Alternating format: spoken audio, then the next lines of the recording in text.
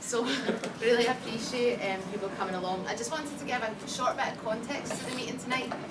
A few months ago, a few of us went down to a meeting in London that was hosted by Red Pepper, and we went down there to represent the movement that's happening across Scotland, and we went there to make our internationalist case, our socialist case for independence. And it was incredible. It was an amazing meeting, and it was very important for us to be able to come back to Scotland knowing that people all over the UK were supporting us and were supporting our campaign, and the power and momentum that put behind, you know, that you put in that wee bit of extra canvassing, you go out leafleting just that little bit longer, knowing that there's so many more people behind you. So tonight we have our guests from Red Pepper here. It was at that meeting that someone in the audience asked, well, what can we do to help? We want to come and help you campaign and help you win a yes vote. So it was suggested that they come here, and here they are, and we're very grateful to have them. So tonight's first speaker is a veteran of Red Pepper, and that's Jane Shallice. Hi. Well, I think that things have changed already. We came up on the train yesterday and we crossed the border, and suddenly the 12 or 14 or 15 of us in the carriage were told to be upgraded to first class. And we get up there and I'm thinking, you know, why have I moved? And then suddenly a woman arrives with free tea and, you know, crisps and God knows what. And I think it was because we were all wearing yes badges. So we said to the guard when we got off the train, can we talk about it to people? And he said, no, more than my job's worth. But it was very clear that it was a gesture on his part to us. And so that was how we arrived in Glasgow. And then suddenly there were a whole load of you there with, you know, an amazing array of banners and other things. And it was very uplifting until, of course, the forces of the state arrived, of the station master, or some minion of the station master, who began to panic a bit and start telling us, you know, you can't be here, you know, move, stand up, break this up, and beckoning onto the stage at this moment, some sort of rather pathetic-looking cop who stood there not knowing what he was meant to do. And the station master said, you cannot make political statements on British rail property. And you just think, well, actually, that's being done all the time. But, you know, we didn't point to the, you know, the big adverts for all the multinationals and everything else that are spread all over, everywhere. And we went outside and had our photographs taken outside. But it was, the other thing, of course, that happened is, because we arrived last night, we wake up this morning and the polls have suddenly changed. You know, for the first time ever, the Yes campaign is actually winning. So I think we've got to keep going away and coming back as much as we can over the next 10 days. And one of my youngest brothers texted me this morning. He said, God, you turn up there and they've gone to Lally. Well, it's not due to us. It is due to you. And I'll just be very brief to explain what happened in terms of Westminster. Hilary Wainwright and I spend a lot of time talking to each other on the phone, or nattering and moaning and, you know, that sort of, what the hell are we doing? You know, what's our next project, etc. And in January, it was a particularly bleak day, and I said to Hilary, do you know anything about this Yes campaign? And she said, yeah, you know, a little. And I said, but the only thing we ever hear is the negative parts of it. No pound, no whatever, no whatever. And it was only negative. And I said, what we should do is we should organise a meeting in London for the Yes campaign. Now, it's an interesting idea. I thought it was quite straightforward. But of course, you start thinking, we've got no money. Red Pepper's got no money. Neither Hilary or I have got any money.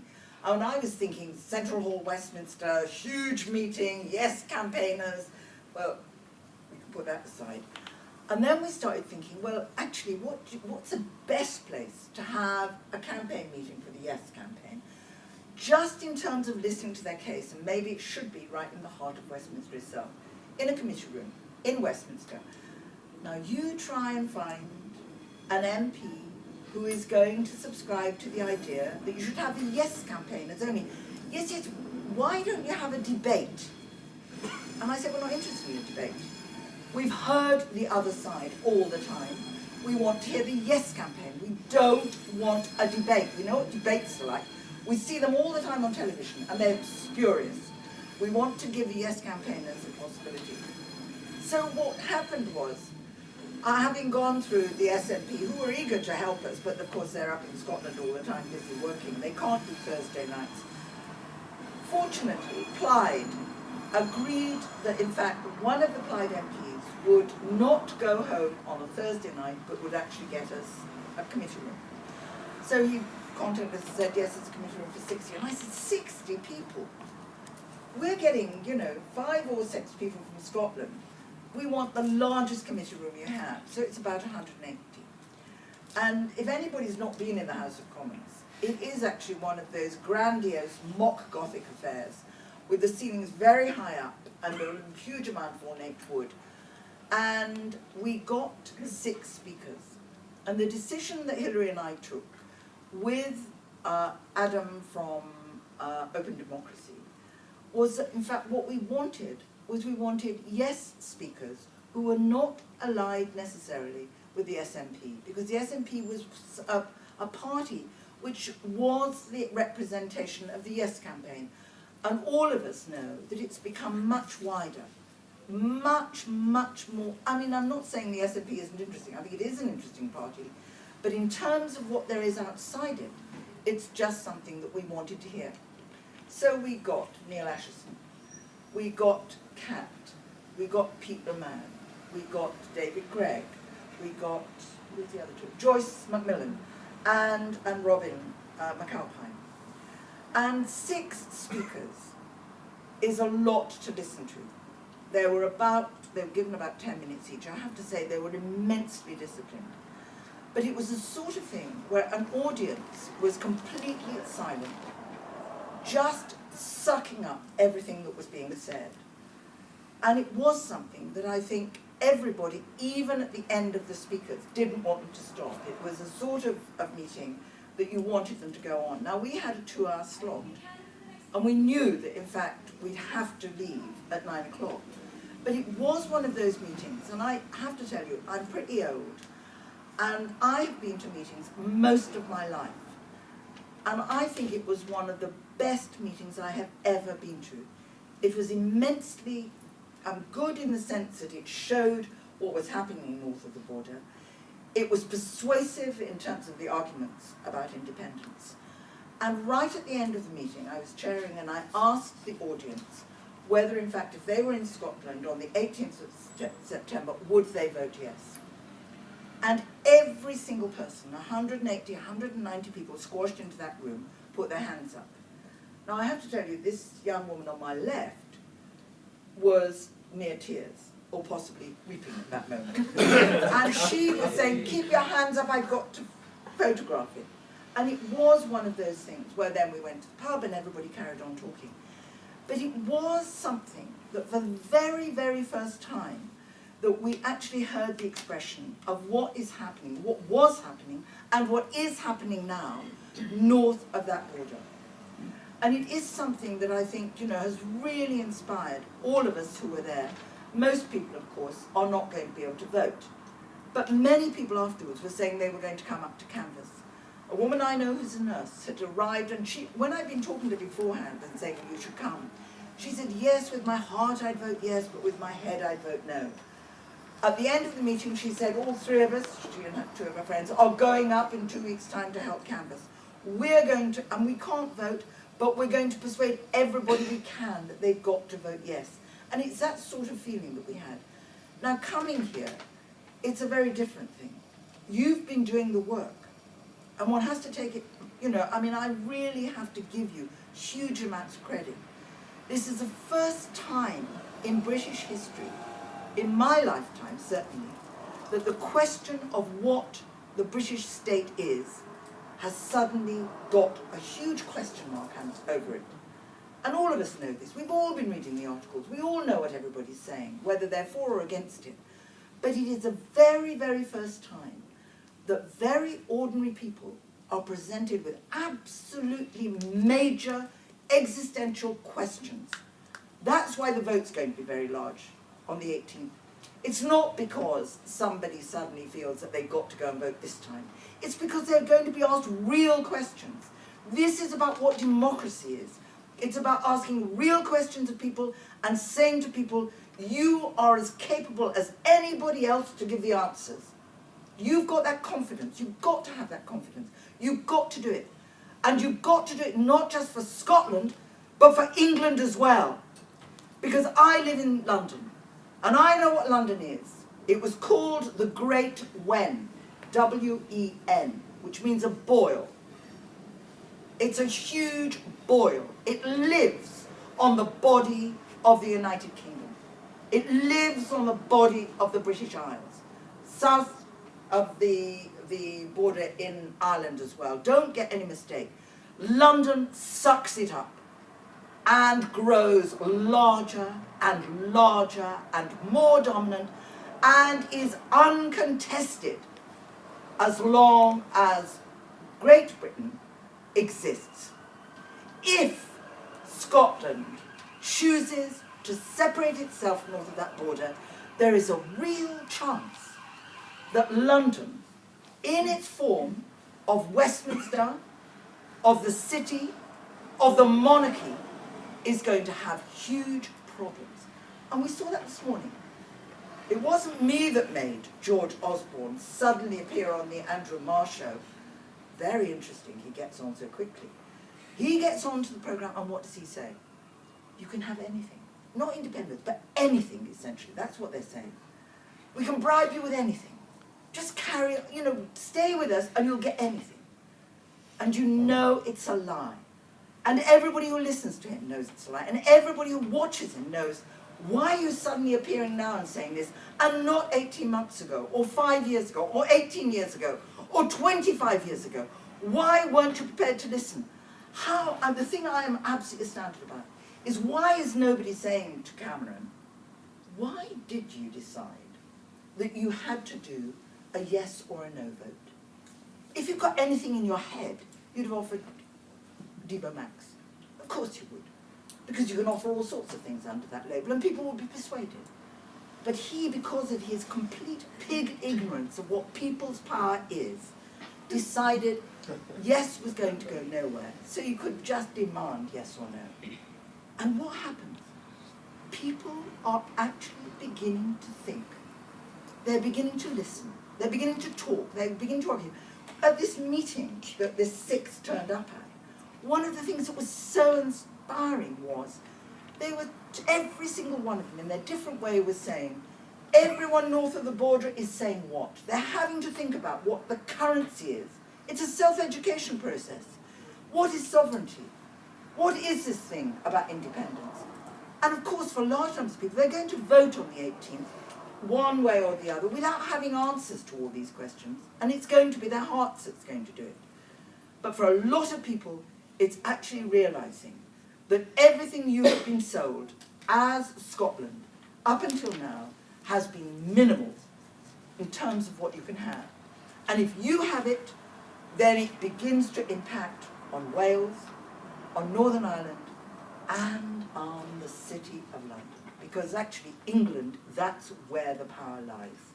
And as soon as you start thinking that, all I can say to you is, thank God I'm not here for the next few days, because I know that within 3 days I'd be dead, because I'm worn out already and I'm not done anything.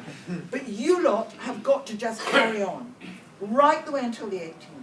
Because you've got to be doing it. You've got to be talking to everybody. David Gregg said the right thing after that last debate, which reminded me how dreadful the Scottish Labour MPs are. I've forgotten about Darling. I'd never ever seen him. I don't have a telly, so I don't have to watch these people. But suddenly watching him, and you see a finger-wagging, arrogant, stupid response to questions which are quite legitimate. And you just wonder what on earth they're up to and what they're going to be doing. But all I'm saying to all of you is you've got to carry on. You are producing a form of democracy which many of us really admire. And we know whatever happens on the 18th, if you lose, you're still going to carry on. Because so much has occurred that you've got to carry on. If you win, you've got so many battles ahead of you, without question. Not just in terms of England and Obama and that peculiar guy in Australia who suddenly threatened all sorts of things. But I mean, all of the world is going to be opposed to you, but also you're going to have battles here. And they're battles which all of you know about, much better than I do. And all I can say is that it is with huge, huge pleasure that one comes to support you. And it's a token support in a sense. What you've done and what you are going to do is really, really important for all of us. So don't think that, in fact, you know, it's just for Scotland. It's for the lot of us.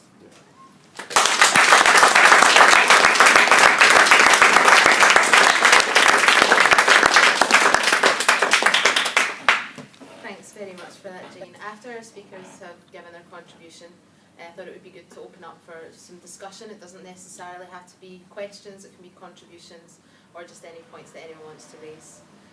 I think you're totally right when you talked about the self-education movement, and that's something that Jim Sillars has talked about, saying that this process, the process of being involved in the Yes campaign and deciding for yourself that yes is the way to go, that this is the biggest self-education movement in Scottish history. And I think that's been a huge part of our campaign. Next, I'd like to introduce Mika. Mika is from an organisation called Platform, which is a campaigning body and a think tank that discusses oil. So, Mika.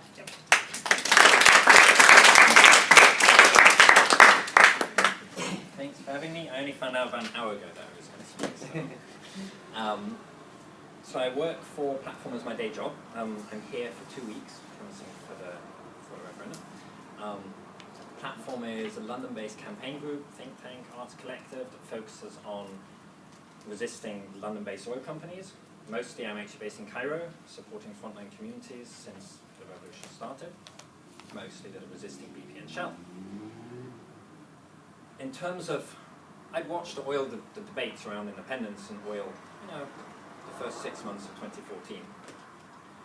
I was getting increasingly frustrated because obviously most of what we see in the media generally is always lying. Mostly what we see in the media is always generally lies, especially on Scotland, especially what you get in the London-based media. But also, just what a lot of people are putting out into the media was missing a lot of the point about oil in Scotland. And actually on both sides of the mainstream players, whether it's the Lib Dems, Labour and Tory, or also the SNP's proposals for future oil fiscal policy, which was mostly saying we'll keep the tax structure as it is and BP and Shell will be very welcome. If we look at the tax fiscal structure in Britain, it's the second worst in the world after Ireland. And Ireland's not known for having large oil and gas reserves. What that means is that public resources get handed over to multinational corporations based far away to walk away with billions and billions and billions in profit. It's a subsidy and it's transferring wealth that should be used for public good. And given that that's obviously in most countries in the world, oil doesn't benefit people. That's pretty clear when you look at pretty much anywhere. But Britain is known, particularly in the oil world, to have outrageously bad terms. Well, except it's known in the oil world to have outrageously good terms, because that's the way they think about it. And they regularly vote it their favourite place to operate. The oil companies will vote it that. And at the same time, they'll say, don't you dare charge us, well, they don't say don't you dare charge us more taxes, because it's never on the table. They say, we need more tax breaks, we need more tax breaks, we need more tax breaks. Oh, it's our favourite place to operate. And if you compare it to, well, what other countries have oil in the North Sea? Norway. And we hear a lot about Norway in the debate on oil, and it's mostly about Norway's oil fund. And it's mostly about, well, what did Norway do with the oil? And yes, Norway was clever in putting the money into the oil fund. But there's also the question, well, how much money is Norway getting in the first place? And how does Norway control that oil? And it's completely different than it is in this country here now. And in the late 70s, there was the oil industry, there was talk about having a bit more nationalised. There was Brit Oil, and Thatcher came along, obviously, and handed it all over. And the impact is that, for example, in 2008, Norway, for every barrel that got taken out of the ground, Norway got $48.50. Britain, at that point, the money came to London, got $21.50. So it's less than half. The costs of taking that oil out of the ground were pretty much the same. In fact, investment in Norway is higher than it is here. You hear quite other, both industry will spin you other figures. But investment consistently over 32 years, in 25 years of the 32, it was greater in Norway. That means costs there were higher, yet Britain took $21 per barrel, Norway took 48. But what does that mean over time? From 2002 till 2008, 6 years. It's not a very long time, and actually oil prices during most of those years were considerably lower than they are now. They peaked in 2008. 6 years, Britain lost out on £74 billion worth of revenue compared to Norway's fiscal model. Obviously figures like that, we're always hearing about billions of pounds, and it's pretty hard to quantify what does that mean. So I thought, well, I'll go away and work out what, if Scotland had that money, what Scotland could have spent £74 billion on. And it was quite hard because I'd add more and more things. I was just not getting there. And I worked out there's a massive new hospital being built in Glasgow, the South. Yeah, exactly. So you could build 6 of those across Scotland. You could build 1,000 GP clinics.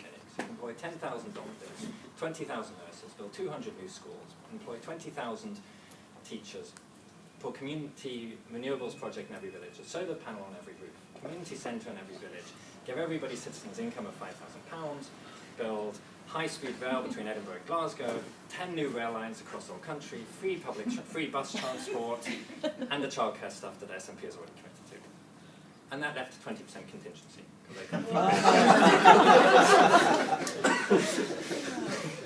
It's a lot of money, especially spent in a country like Scotland. Imagining it is almost, because of the extent to which neoliberal power has colonised our brains, it's hard to even imagine what's possible with public resources if we use them for public good, instead of just handing them over. And that's what it seems like is possible to imagine in Scotland. I'm talking to people canvassing the last 3 days. I mean, I've talked to hundreds of people, and people are talking about democracy, they're talking about economy, and they're talking about how you use things for public good. Talking about, I mean, sure, there's also like, we want Scotland, we want to be able to rule ourselves, and we want democracy, and we want things for public good. And that's the step towards actually go, okay, well, if we're taking this oil, what are we going to do with it? And then, of course, you've got the question, actually, which is a tricky question, taking the oil out of the ground for a prolonged period of time is going to ruin our survival chances on a planetary level, which is a tough thing to face up to. And another calculation I did, which was a bit scarier than the previous one, was the IEA, which is the International Energy Authority, was pretty conservative, representing big interests. And they've accepted that if you burn more than 1/3 of the reserves in the ground, then we'll go over 2 degrees. Actually, you can't burn anywhere near 1/3, but let's go with them. They say 1/3 of proven reserves in the ground. Now, another part of the debate we hear about is what are the reserves in the ground? And the S&P is saying 25 billion, 30 billion barrels of oil. And London keeps saying, oh, it's not that much, it's 15 billion. And obviously London's lying. But the proven reserves are 3 billion. So if you burn more than 1 billion of those, then that's Scotland's share of the global reserves that take us beyond the limit. So that's a less hopeful, scary thing to deal with. But at some point, however much actually gets burned, the chances of having a real conversation about what happens to North Sea oil and how do we balance the fact that we do need oil revenues to finance a transition. We do need a certain amount of money, and also a lot of that oil could be used for plastics and other things that aren't necessarily burn. How do we balance that with our responsibility in terms of this oil, only a certain amount of it can be burned? That conversation is only ever going to happen with independence. That's completely impossible while Westminster makes the decisions about the taxes and how much is taken out of the ground. And it's only possible when you've got the level of democratic engagement and argument that's happening now. You've all made possible. And that's also where then you can go, okay, well actually, if we are moving away, then how do we use these reserves? to have a just transition, to make sure everybody working on a rigs or a Grangemouth, you retool Grangemouth to turn into synthetic gas production, have a full-scale shift towards renewables, which Scotland, luckily enough, actually has vast renewables potential, also vastly more than pretty much everybody, including the S&P, is talking about, if you include the larger floating offshore wind potential. That obviously is going to last forever, and that can position Scotland to be a major energy exporter for a long, long period into the future. And all of those, that just transition, finding jobs for workers, and then if you shift to community-owned renewables, and I think Andy Cumbers, who's here at Glasgow, is a lot interesting when looking at the democratic ownership of energy potential in Scotland, then that also, if you shift to local community-owned energy production, similar to in Denmark, but giving even more democratic engagement, then you're shifting the whole basis of society in a way that allows long-term economic democracy, in a way that since coal, and then particularly actually because coal leads to a lot of workers' engagement, because coal depended on unions, and unions could shut it down, which gave people a level of democracy. But when shifted to oil, that wasn't the case anymore. Now when you own your own energy, and it's actually local, then that level of top-down control evaporates. At that point, people can't order you around and control you in a way that we're so used to, and then you end up building a much more democratic, long-term, sustainable society, and that's what you're making possible, even if the S&P aren't promising it. But and that's exactly as you were saying. The 18th is absolutely essential, and winning independence is absolutely essential. That's not when the battle ends. Like, you can't go home after this. If anything, that's when I'd want to start coming up. I mean, I will stay anyway till then. But if independence wins, then there's a lot more reason to support the struggles here because of what you can build. And then people in England can go, oh fuck, maybe. That's me.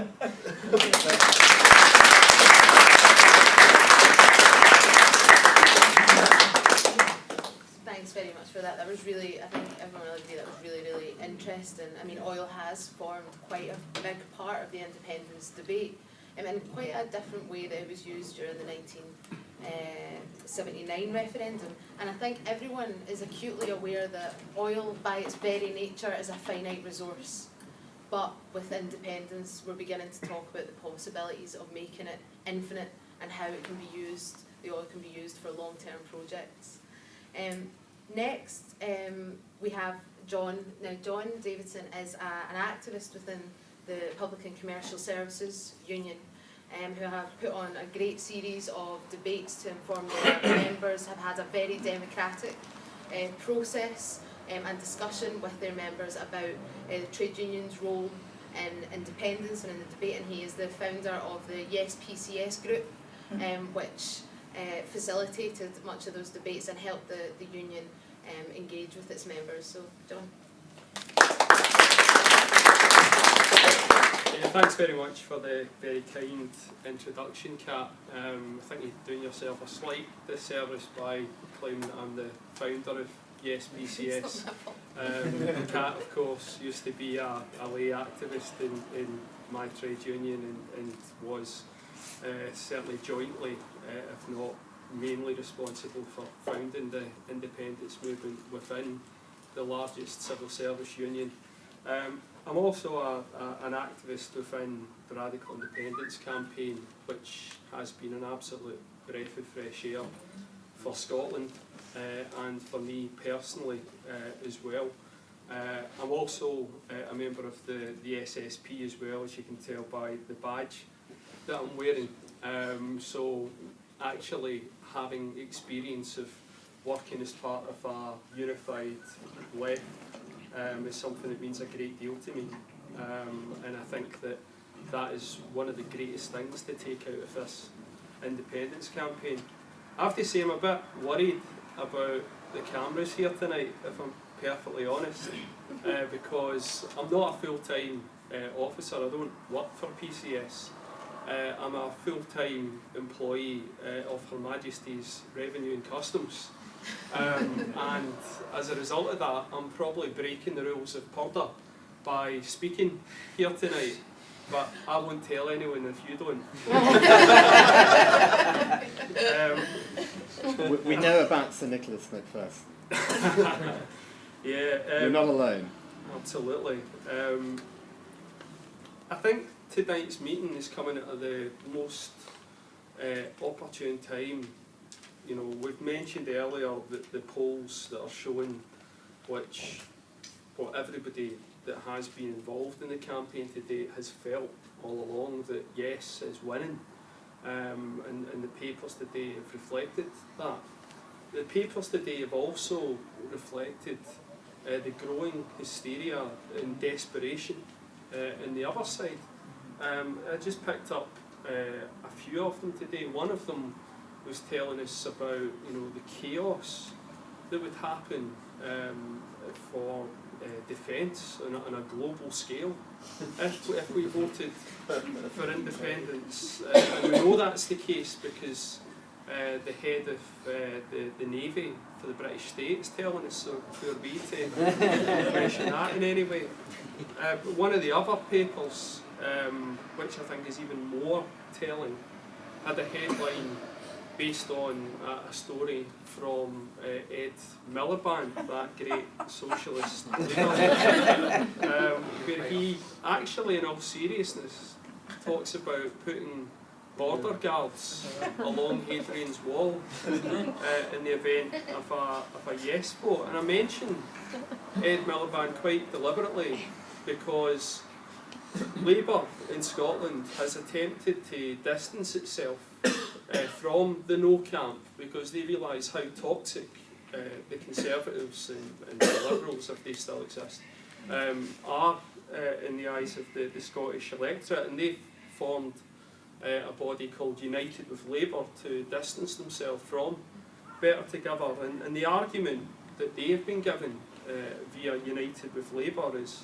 real change won't come about by independence. You need to reject independence and then you need to vote Labour in order to get some real change. And what that actually relies upon is a collective active amnesia on a massive, massive scale, because they're actually asking us to forget the last 13 years of a Labour government which in power had a record of increasing inequality hugely, of going to war in Iraq and Afghanistan and taking working class boys and girls from schemes all over the country to die in a war for oil, and a record where they privatised more of our industries than Thatcher and Major combined.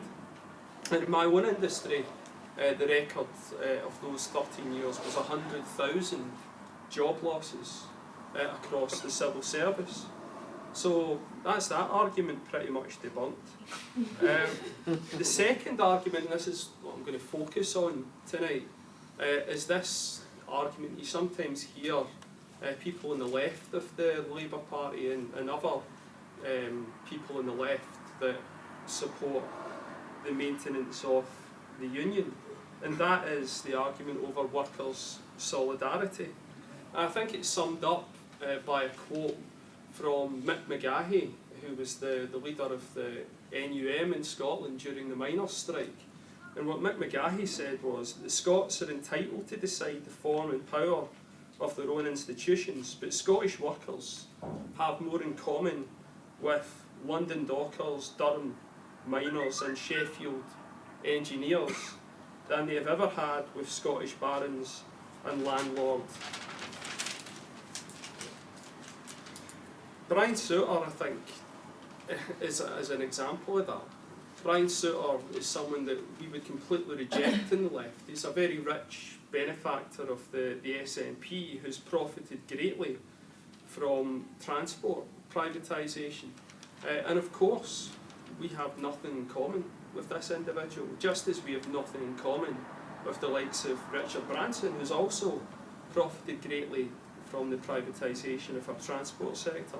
And of course, to juxtapose that, we have everything in common with bus drivers and railway workers, whether they're in Montrose or in Manchester, whether they're in Durham or Dundee. But working class unity, working class solidarity has never relied upon the permission of Westminster, whether that is a Tory or a Labour-led administration. And you can highlight that by going back just 3 short decades to the poll tax. A tax, of course, that said that a bin man would have to pay the same as a baron. Back then, if you remember, the Tories imposed that tax in Scotland a year earlier than they did in the rest of the UK. And back then, working class opposition didn't wait for Westminster permission, didn't wait for any support from even the official opposition at Westminster then. Solidarity movements back then were organised by workers and socialists from across the UK, notably with thousands marching in Glasgow alongside Scottish comrades. And following that, workers elsewhere in the UK learnt from the experience of that Scottish experiment, and they galvanised a movement that led to 18 million people refusing to pay that tax. Back then, workers' unity crossed borders and wasn't dependent on politicians, and it's the same today. When we win on September the 18th and subsequently demand, as we have been doing for the last 2 years during this campaign, a radical social and economic change, then I believe that workers in England and Wales and Northern Ireland and everywhere else in the world will see that as a beacon, and they will demand some of the same. The same phony socialists such as Red Ed, who have been arguing for the United with Labour line, were absolutely absent when real socialists were organising workplace tours for the 500 Liverpool dockers that were locked out back in the 90s. And I remind you that back then, not one single Scottish workplace, not one single Scottish worker refused that call for solidarity. That solidarity is not about to go away on September the 18th.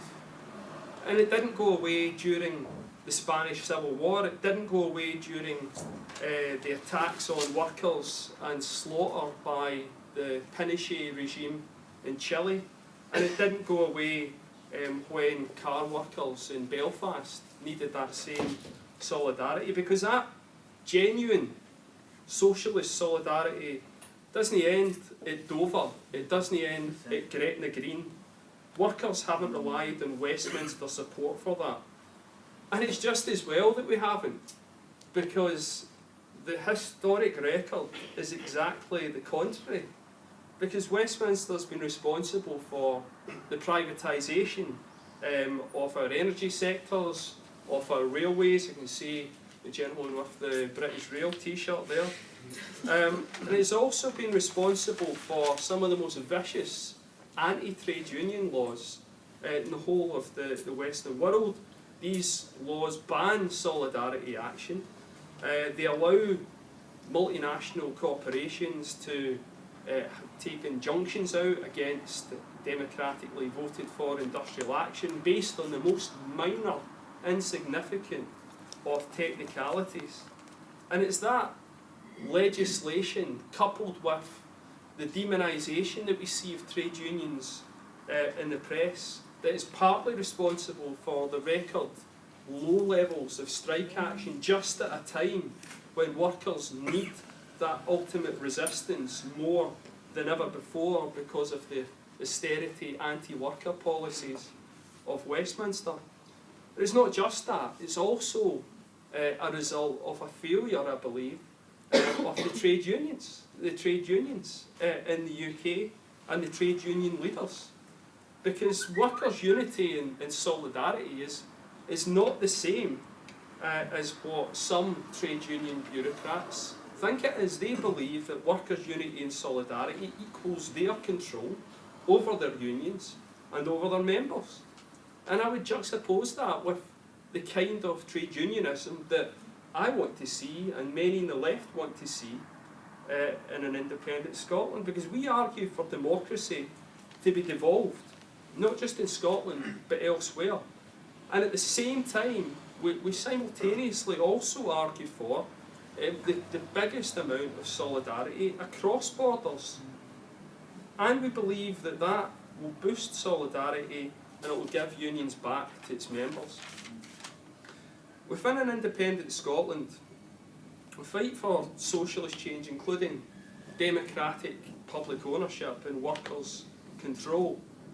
I believe will inspire workers in the rest of the UK and elsewhere to emulate that. We will champion genuine workers' solidarity, nationally and internationally.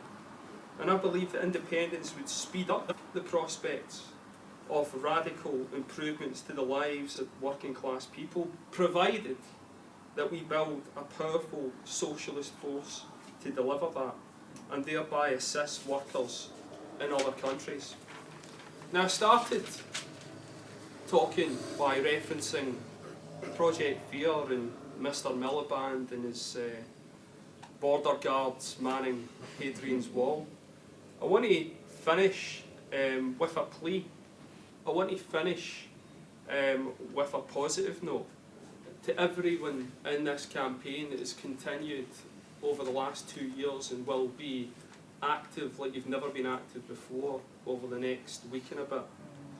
Please stay positive. Please don't descend to the level of the other side. Remember the words of that famous socialist John Maclean, who once said, "Be cheery, comrades. You never can win a revolution without being cheery." Thanks.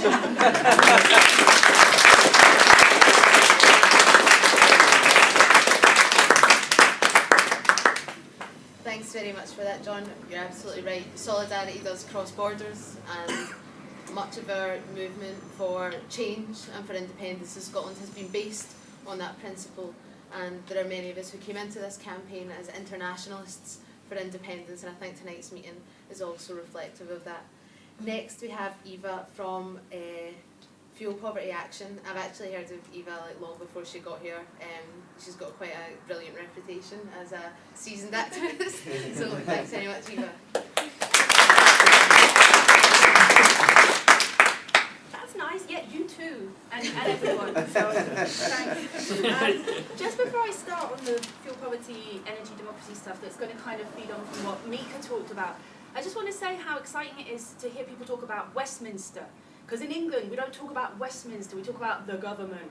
And it doesn't really specify the sort of cronyistic, upper class, Eton boy network of patronage that's all kind of intermingled with corporate interests and which does feed in a colonial fashion off of Scotland and Ireland and Wales and historic colonial wealth. And it's good to name that place. Of course, it's not the only place, but it's good to name it, and I like that. And it's good. It's sort of specifying what we're up against and what we should be up against in England, beyond just the government and capitalism. So thank you for that. Thank you for creating more clarity for English people, hopefully. So I'm from a group called Fuel Poverty Action. I'm also from a group called No Dash for Gas. These are climate change activism groups, but rooted in quite a social justice approach.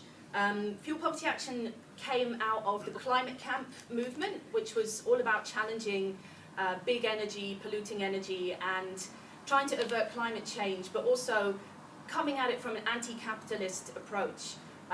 You know, there's no point really in having the conversation about energy unless we talk about what energy is used for, who controls energy, what are we working for when we're working with the energy that we're using, etc. You know, you can't, you know, to talk about energy is to talk about capitalism, is to talk about the economic system that we're under. But once you know, it's quite easy to sort of drift off into sort of quite theoretical discussions. So what we've been doing with Fuel Poverty Action is we've been supporting people who are living in fuel poverty and who are dying as a result of fuel poverty. Last year, the excess water deaths in the UK were 31,000 people, and the World Health Organization estimates that 30% of those are as a direct result of fuel poverty. There's 10,000 people who died because they couldn't afford energy. And I don't know what the percentage is of those people who died in Scotland, but people being killed by a for-profit energy system that's run by 6 companies that control 99% of energy in the UK. The way I'm going to kind of structure this short presentation is to use this, which is the Fuel Poverty Action Energy Bill of Rights. This is launching in Parliament. Oh, have I made it go away? Yes. 1 minute. We're launching this in October, and basically because we've spent years listening to people phoning us, emailing us, telling us how it's colder in their house than it is outside their house, that they haven't been feeding their children, that they've been going hungry, that, you know, they've been freezing, they've got water on the lungs, you know, all of this horrific stuff, you know, that they've been getting emails from their energy supplier, letters from their energy supplier demanding ridiculous amounts of money that they can't pay, that they've been forced onto a prepayment meter. Is anyone in this room on a PPM? Yeah, so you're paying more than anybody else for your energy, even though you probably monitor and use the least amount of energy compared to people not on a PPM. And you know, stories of people who, especially elderly people who, you know, the meter's gone off in the night, the electricity's been cut off, they've tried to go and top it up, they've fallen over, down the stairs, they've been there all night until daylight, you know, just horror stories. There was one woman who was with British Gas who'd actually suffered a sexual assault not so long ago, and British Gas broke into her house as she found a man breaking into her house to install a prepayment meter. Shockingly, this is not illegal. Energy companies can break into your house and install a prepayment meter to recover debt. And 1 in 5 people in the UK are in debt to their energy supplier. It is a crisis, but it's not a crisis without a cause or without any kind of political cause. It's come about because of the energy system that people are living under. So we felt as a group we had to respond to this, not just with advice and, you know, helping, you know, giving people advice about insulation and, you know, the different little bits of money that the government can give you to help you pay your bills, but we felt we needed to be very public and active about this. So we had lots of protests in the streets. We occupied British Gas's head office. On the day of the excess winter death statistics coming out, we took a coffin through the city of London to NPower's headquarters. We had a speak out with people hardest hit by fuel poverty, and this is disabled people, single mums, migrants, students, people on low incomes, and you know, we did that kind of thing. But also we felt that we had to really start to try and inspire people towards believing that it's possible to have a publicly owned energy system. We did used to have this a few decades ago. It wasn't perfect, it's certainly not what we're looking for again, but something more radical than that, community owned, publicly owned, and renewable as far as possible as an energy system. So we felt like we needed a rights-based approach. We needed to stop people feeling like they're victims and like they're to blame for not being able to pay their bill, and they're to blame that, you know, 1 in 4 people choosing between heating and eating, you know, that it's actually their fault, those in power and the energy companies. So I'll read out a little, there's 8 points to the Energy Bill of Rights, and we really want groups to adopt this. We really want Radical Independence Campaign to adopt this, especially because you are at a point in time now where people are feeling like anything is possible, that now's the time to start going for absolutely what you want and demanding the impossible, because you are in a position to actually make it possible. You know, it's going to take us a long time to get Westminster off our backs, but you might actually, yeah, you're probably going to do it. And you can't neglect energy policy. You can't let that fall into the hands of economists and experts and the big 6 energy companies or the oil companies or business as usual, because as we know, a lot of these companies are run by those who are in power or who were in power, and it's still that revolving door of political and energy company interests. And you know, one of the most nefarious myths about how to tackle fuel poverty, and there is a political consensus on this, I'm not actually sure about the SNP's position on this, but every party in England, apart from the Green Party, believes that fracking will bring down the bills.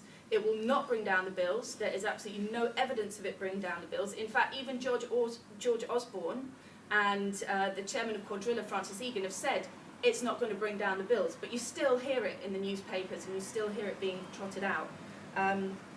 So, number one, we all have the right to affordable energy to meet our basic needs. We don't have that right at the moment. If you can't afford to pay your bill, you'll get put on a PPM, you'll pay more than anybody else, and the company won't come in and cut you off, you'll cut yourself off, because you can't afford to top up your meter. And even if you're sitting in the dark for a week, for weeks on end, not topping up the meter, not using any energy, you're still charged the standing charge, so you're still charged for your energy. So once you do top it up, you've got a debt of about £40 or however many pounds. So totally unjust. 2, we all have the right to energy that does not harm us, the environment or the climate. We haven't got that right at the moment. Energy companies can decide to drill, they will be able to drill under our homes, under the infrastructure bill that UK government's pushing through. You've got no right to oppose an oil rig or any kind of energy infrastructure in your vicinity, or a pipeline going through your community. And obviously, you know, the kind of deals that the government does with fossil fuel companies, kind of carbon emissions that are being created through that, you haven't got the power to stop that, but it will impact on you. 3, we all have the right to energy that does not threaten health, safety, water, air, or the local environment of a community. It's quite similar to number 2, but the difference there is about what you would have in your locality. If you were to have fracking on your doorstep, you'd have the industrialisation of your area, you'd have lorries thundering through, you would have potential risks to your water aquifers, and methane leakage. I think it's 1 in 5 or 1 in 8 fracking wells will leak. And who's going to foot the bill for that? Us. It's not going to be the energy companies. 4, we all have the right to a fair energy pricing system that does not penalise those who use less.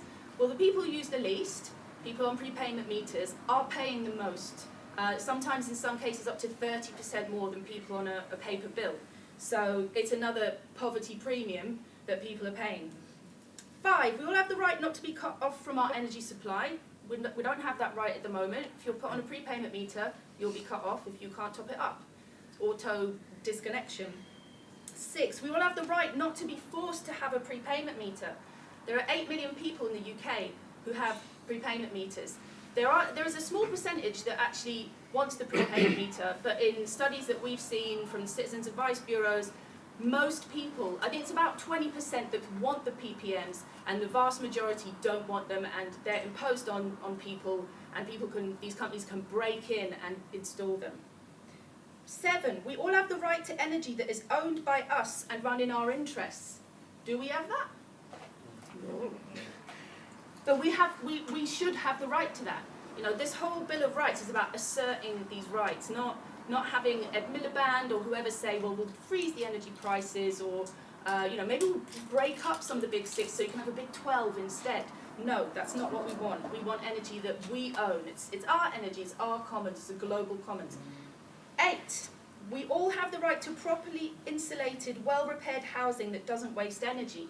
Again, most of us don't, well, I don't know if it is most of us, but millions of us living in rented accommodation are not able to control our own insulation, are not able to control, you know, the infrastructure of the buildings that we live in, and certainly in London with just the insane rental market.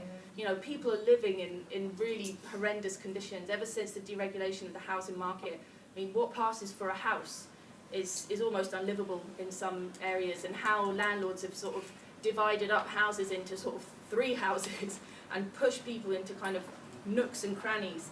And the amount of landlords that just don't deal with bad boilers, or even people in social housing are often forced to be with a particular energy company or forced to accept particular boilers, and they don't have any kind of rights to challenge that. So, and there are struggles happening now in London over exactly those rights. So I'm presenting this to you. I think you should adopt this bill. I think we need to push it out there. There are no other organisations and no parties that will be talking about this, but it is what the majority of people want. Polls have shown in the UK, I think it's 69% that want energy to come back under public control. And it could be much more depending on how you phrase the question and who you talk to, but there's a popular mandate for this, there's a democratic mandate for this, and there's also a need for this. There's a need for this because people are dying, energy's being wasted, and also we have the real and imminent danger of climate change. And that can only be addressed through changing the structure of ownership of energy, the use of energy, and not going down this road of energy rationing for the poor, which is how it is going to look if we don't take it under control. Trust me, it's not going to be the rich that are going to have to, be on, particular smart meters. It will be, remote disconnection and people put on rations that are going to be completely unjust. So we're not actually arguing for some sort of energy austerity. We're arguing for energy democracy. So let's see that. And then the last thing I'll say quickly is the position on Palestine. I do a lot of activism around Palestine. It was my joy to shut down a nasty drone factory outside Birmingham a few months ago. We were on the roof for 2 days. We shut it down. We are pleading not guilty to stopping a lawful business. But, we shouldn't have to do that. There should be an arms embargo on all arms trade with Israel. There should be more than an arms embargo. There should be an embargo fully on all trade with Israel. Boycott, divestment, sanctions. That's the Palestinian call. And you in Scotland, if you win your independence, you're going to be in a position to really push that and accelerate that much further. The kind of inspiration that people are going to have around the world, they're not going to be thinking about fiscal regimes and taxation, and they're probably not even going to be thinking about bedroom tax and NHS. They'll be thinking, these people liberated themselves from an archaic British ruling class that colonised half the world.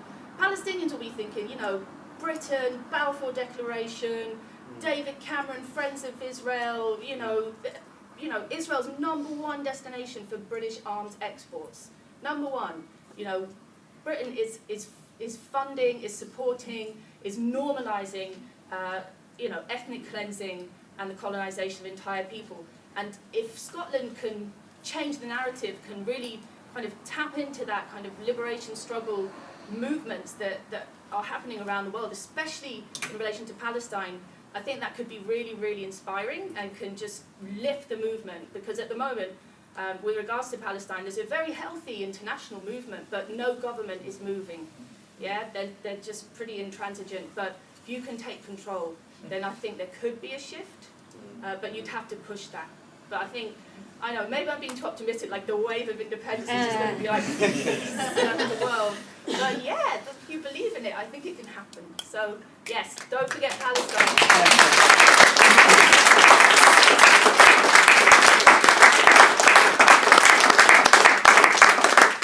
Thanks very much for that, Eva. I'm going to move on to Jonathan, who most of you will know, Jonathan from Radical Independence. I'm just going to be quite short. I mean, the idea of this meeting, of course, is to make the point that the struggle for Scottish independence and the radical changes that can come as a part of that can have a positive impact on the movement in England and can interrelate with one another. But before I just say one or two words about that, I wanted to actually read a couple of quotes from Alan Cochrane, who I don't know if you know, but he's the Scottish editor of the Telegraph. Just listen to this. We've got to get out there and tell everyone that the No Thanks campaign, that's the millions of Scots who don't want to be a broke, insular, little offshoot of Europe and who value their place in the United Kingdom, that we are far from finished.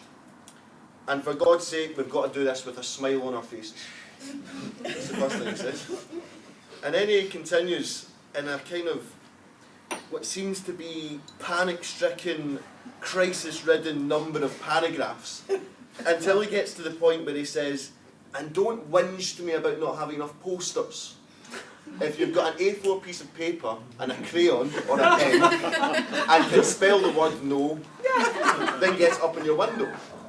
Now, what is going on here? I mean, this is Alan Cochrane. I mean, this is the establishment. I mean, then you've got John McTernan, who some people here would know, who's a spin doctor writ large, has been spending the entire campaign saying, the working class vote doesn't really matter, it's going to be decided by the middle class because they're the people that come out and vote. Mattresses in your garden. Yeah, mattresses in gardens and so on and so forth. And he's wrote a piece a couple of days ago where he's imploring Len McCluskey, Owen Jones, et al. To come up and to say to working class Scotland, please vote no. Now, it goes on.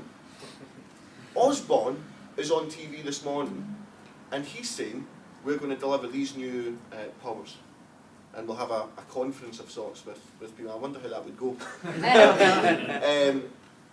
But in the afternoon, Alistair Darling, clearly not reading off the same hymn sheet, comes on Sky News and says, nothing is being offered here that's new. Now, again, what the bloody hell's going on here? I mean, this is the establishment in complete and utter chaos, and we've not even won the yes vote. That's because our polls get 1% ahead. Now, what is going to happen when there is a yes vote on September the 18th? How are they going to handle this? You've read in the past about exam questions that they get in Eton. And the exam question is, there's a riot in London, are you going to send in the army? And what would the consequences of this be? I mean, literally an exam question that you get in Eton. But they've never been asked. There's a Scottish referendum. And the British state is on the brink of being broken. And what are you going to do about it? See, they don't know how to handle this. Same answer. It might well be the same answer. But they don't, I mean, they really don't know how to handle this. And it's, frankly, amazing. Because they deserve everything that they are going to get. The establishment, they deserve it. And they deserve it and more. And it seems to me that so often in history, there's been periods, I mean, regardless of all this, you've got Tories talking about getting a letter signed by all their MPs to David Cameron saying, can you make Farage the Deputy Prime Minister? So they've got a number of fronts going on here. And then they've got, that doesn't even touch the whole question of what's going on with NATO, what's going on with Iraq, etc., etc. There's a whole number of fronts going on here. I mean, if I was on the English left, as I'm sure you're already planning, I'd be thinking about causing some chaos, to be quite honest with you. Open up another front when there's a yes vote in London, right, when they're on the defensive and when they're in a big crisis. But it does tell you something about why people are voting yes. We have been told time and again two things. One, we've been branded with this thing that we're anti-English, right, which is why it's not just tokenistic, you coming up, but I know what you're saying. But it is very important because we are a radical left campaign that's internationalist, etc. But even without Rick, there is not a scintilla of anti-English sentiment flowing through any of the independence meetings or so on and so forth. You talked about the meeting in Westminster. The great thing that's been happening in Scotland is that meeting has been happening hundreds of times over, speaking to tens of thousands of people the length and breadth of Scotland. So something's clearly happening. But so often we've had situations where, okay, maybe the people at the top in the establishment have been having some trouble, but we've not been organised. And that has to be the critical difference this time.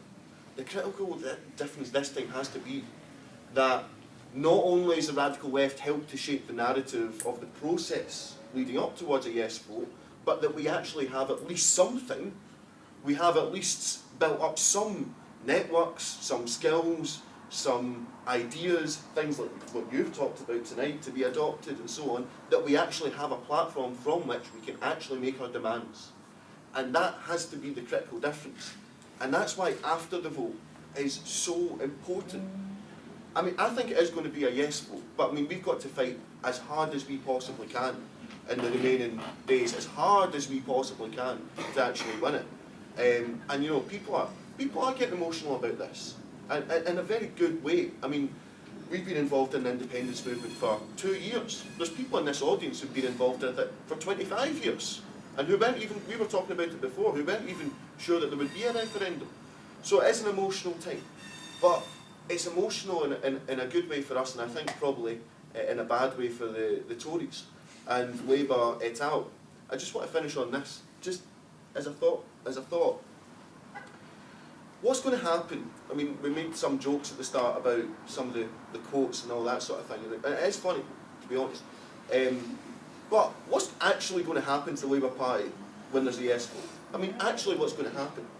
I mean, there is a huge crisis building up, and the crisis is already inside the Labour Party, but it's building up now. And the whole question of the trade unions and what they might do, you can see beginning to take place here something seismic when it comes to Labour. But who's going to replace Labour?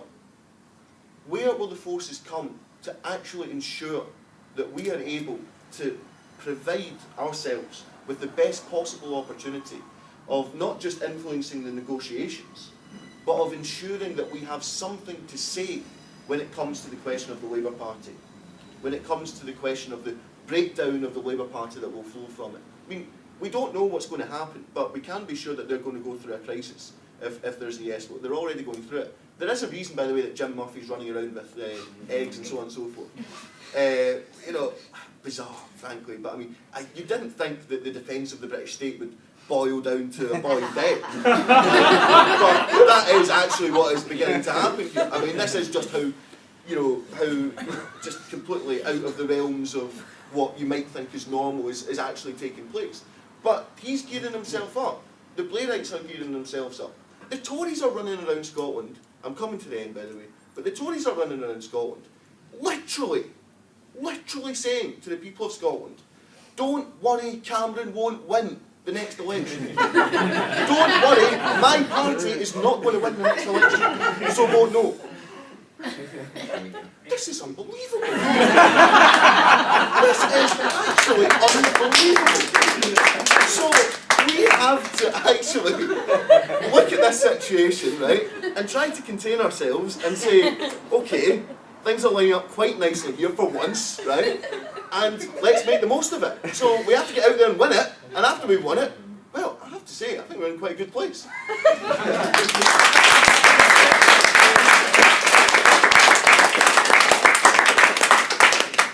Thanks very much for that. Okay, I'm going to open it up to you guys now. Questions, contributions.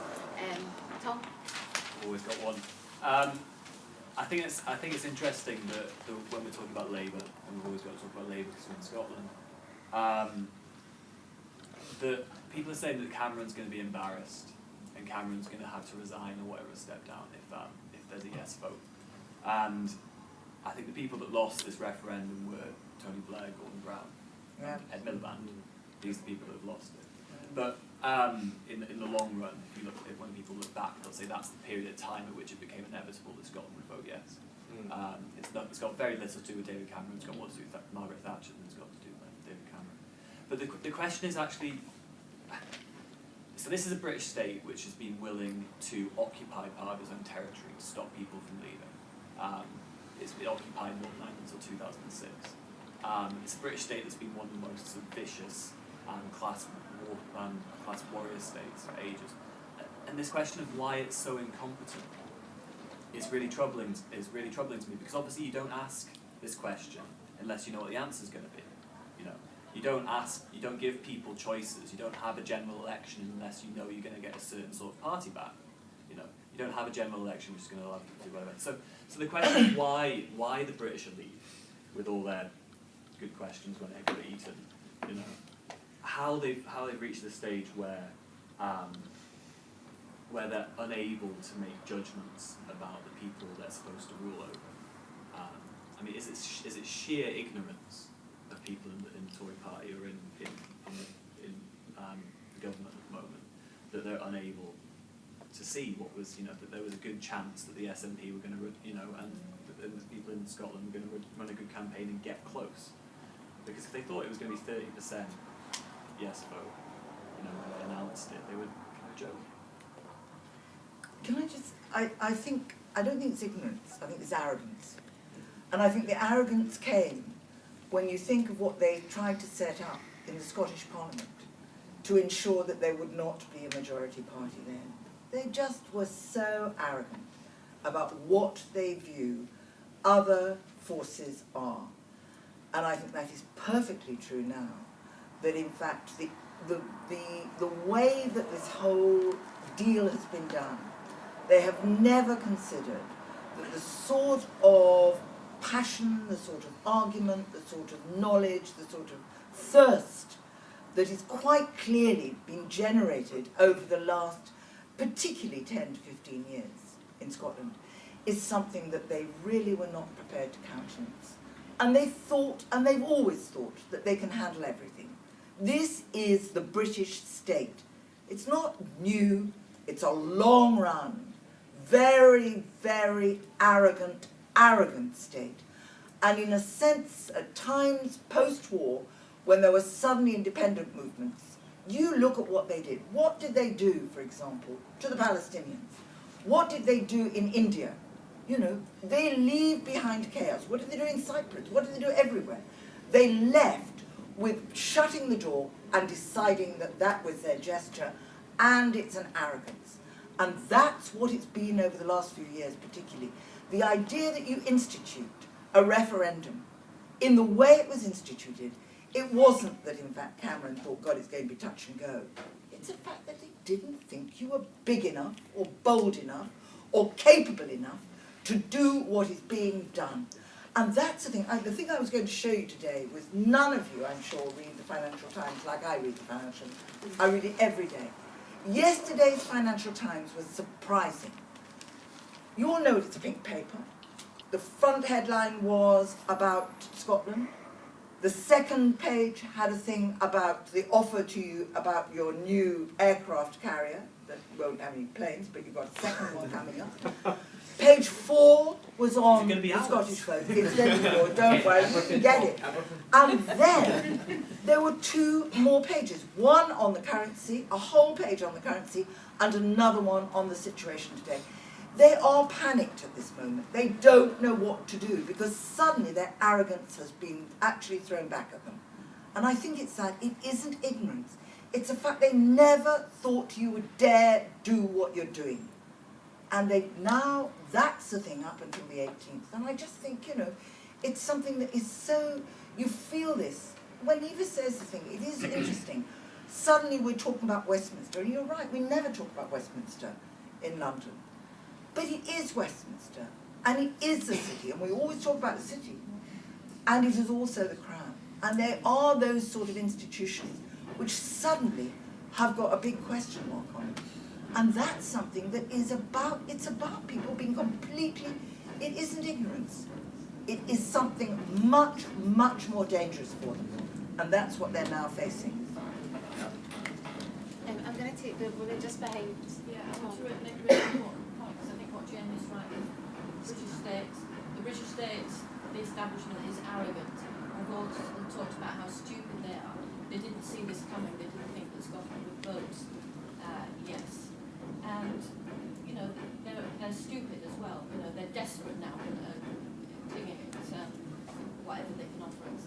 But I think it would be very dangerous to underestimate the power of the British state. And I can quite see a scenario, if we win a vote yes, and it's a very small majority, you know, the British state is not just politicians, there are all kinds of, I mean, we've got John Scarlett, him of the dodgy dossier, MI6 man, put together that dossier with Blair and Campbell, telling if Scotland goes, you know, you're going to be, your security is going to be at risk, you know, and not just your security, but Western security. You've got the American president weighing in for Western security. Scotland should vote no. You've got Hillary Clinton. You know, do not underestimate the enemy, because things could happen. I mean, I don't want to be pessimistic, but if we've got to go for a big vote, and every vote will count, because don't underestimate. They're not stupid. Does anyone want to come back to that point, John? Yeah, thanks, Kat. Yeah, just to kind of add to that, I think, yes, the British state are arrogant, but I also think there's systemic reasons why they've failed in this campaign. Whatever the result is, they've completely failed in this campaign.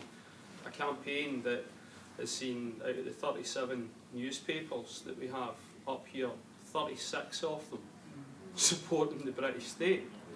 You know, you would think in that context that this should be shooty in for them, but it's been anything but that. Now, I think it's because of a failure of the political class. The political class no longer understand the working class because they're not composed of them. In the past, you would have Labour MPs who had maybe served some time doing what I would call proper jobs. But that's no longer the case. You now have people that are parachuted into safe Westminster seats, having never actually upped, never mind down tools in their lives. And these careerists, they not only don't understand the working class, but they don't understand even more the Scottish working class. And I think that the culmination of that for me was the absolute dynamite and gold dust for the Yes campaign, which was Better Together's first referendum broadcast. Now, I don't know if everybody in the room has actually seen that. A referendum broadcast that was actually designed by Charles Saatchi and was aimed at female voters. Can't see why that would go wrong in any way. That actually seemed to think that you know, female voters didn't understand politics, didn't know what Alex Salmond's name was, thought he was the man off the telly. In a direct quote, you need to see this thing. That actually were more concerned with giving their husband his cereal in the morning than they were with discussing the democratic future of our country. You need to actually see this. That, for me, was the culmination of the disconnect between the political class and the working class majority of this country, and I think that is why they're losing. Yeah, yourself in the top. I and then think you in the strike group. what's been said earlier is actually very true. I've had a long experience of doing various political things, going back to, I hate to say it, the Vietnam War. And I've always known how not just powerful but ruthless the British ruling class can be. But equally, they are also capable of making mistakes, and they do make mistakes. And they've made a mistake with this one. And it is down to this arrogance, this smug arrogance that is instilled in people of a particular class, of a particular background, who have this expectation to rule, and rule in a way that they don't even have any comeback from anybody. They do what they want, they say what they want. But that in itself, as you've said, is in some ways their weakness. That when people do start to challenge what they're saying, to challenge their ideas, to challenge their right to rule, they begin to have some problems. In many cases, they use violence to deal with that, as they have done in India, West Africa, all over the globe. But the thing that, for me personally, I'm somebody who's former communist, voted Labour all the time, trade unionist, is some of the responses that I have been getting from people who are on the left, in the Labour movement and so on. And they keep, and I think back about what I've done in my life, and they're always saying, just wishful thinking.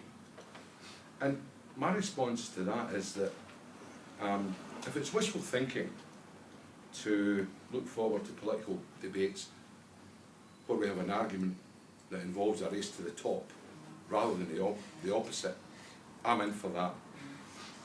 If it's to look forward to political debate where our argument is how left you are rather than left and right, I look forward to that as well. I look forward to having a parliament that reflects the needs and desires and the debates that people are having. Imagine arguments like, well, can't you see, you're going to legislate for this living wage, but my lord, you're going to have a bigger living wage than yours.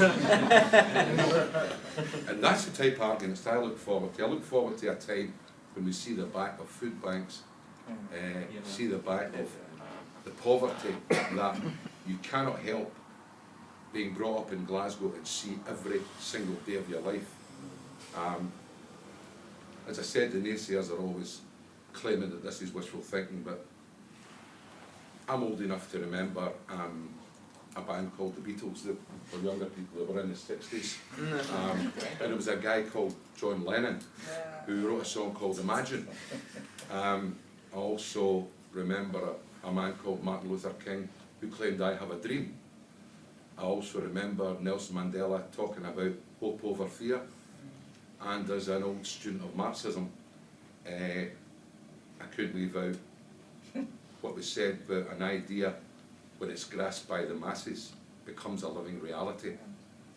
And for me, as an old git who's been rejuvenated, the Yes campaign here has certainly done that.